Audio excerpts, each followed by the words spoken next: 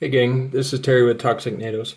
Hey, today we're talking about something that's pretty common on the Seiko SKX watches. They come on a Jubilee bracelet, and I love them.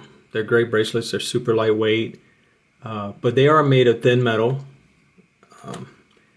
Another company that used the same design was the Rolex up till I think the 90s.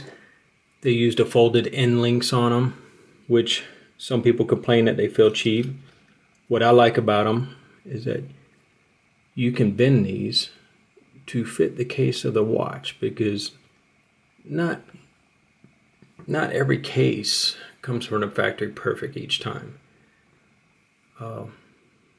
If these bracelets aren't adjusted, they do rattle. So they sound like a can with rocks in them, which who wants a watch that rattles? So what I do is I adjust the bracelets myself on the watches so they don't rattle. And I've done this on Rolexes too. And it's super easy. Is that what you're going to adjust is these loops right here. No, I don't know exactly how to show you that. So these are the loops you're going to be adjusting, and you want to adjust them to fit your spring bar. And you want it to fit kind of tight. If it has too much slop in there, the end links will not fit against the case real well.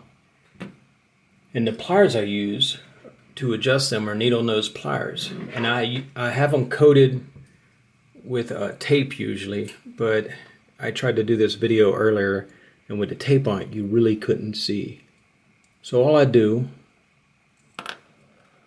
is I just bend the curve of that bracelet right there to fit them. And it's hard to do this on camera and show you guys exactly, because I'm not a video guy by any means. I'm learning how to do this every second. But just tighten them up a little bit. A hair, those two rings right there. And then the other thing you need to do, take the spring bar out for a second, is you need to adjust the end link to fit your watch case.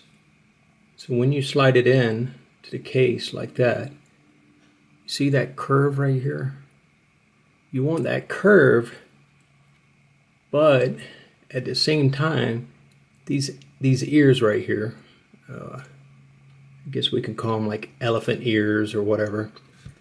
If they're bent out too far, which they are usually from the factory, I'll bend these out of here. This is usually how they're bent.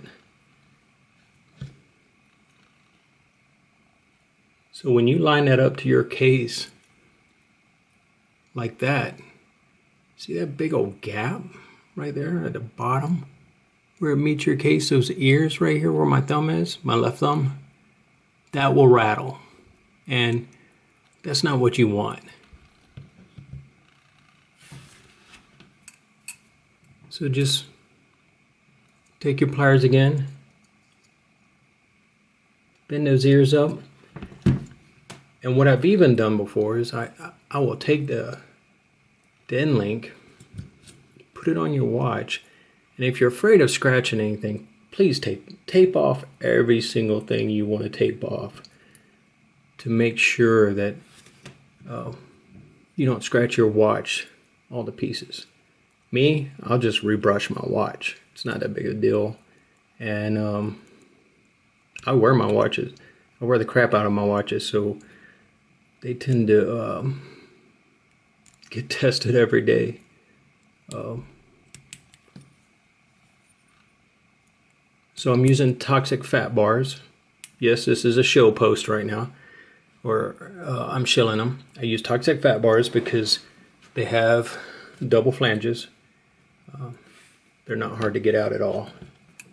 So you can take this, push down on top of your end link and just tighten that ear up. See how I just did that? Go to the other side.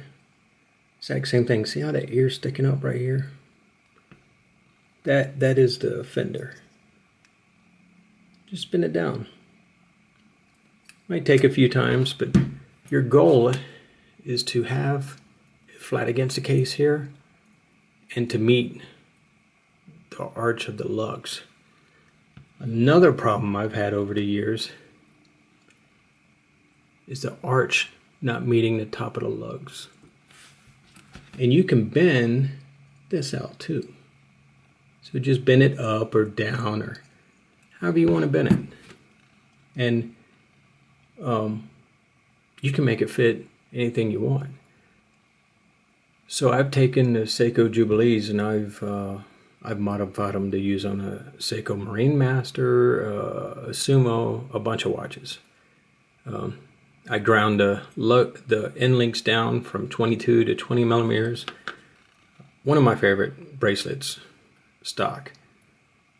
But I hope this helped you with the rattle trap sound of the stock bracelets. See? You can barely hear that play. And if you want to tighten it up a little bit farther, stick your pliers right there and squeeze that loop around your spring bar. And you'll close up all that play. Now you don't want it so tight you can't get your spring bar out of the end link. But you do want it pretty tight. So these are toxic fatties, so that's the reason why they're so easy to remove. But I hope this helps somebody out. There's a lot of guys out there that say, why would you make a video about something so simple? Well, you know, a lot of people haven't been around with watches since the 80s like a lot of us or me for the last 10 or 20 years or 30 years.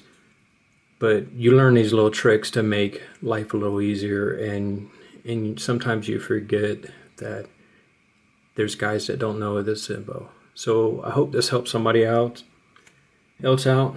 Please subscribe and leave comments below. Thanks.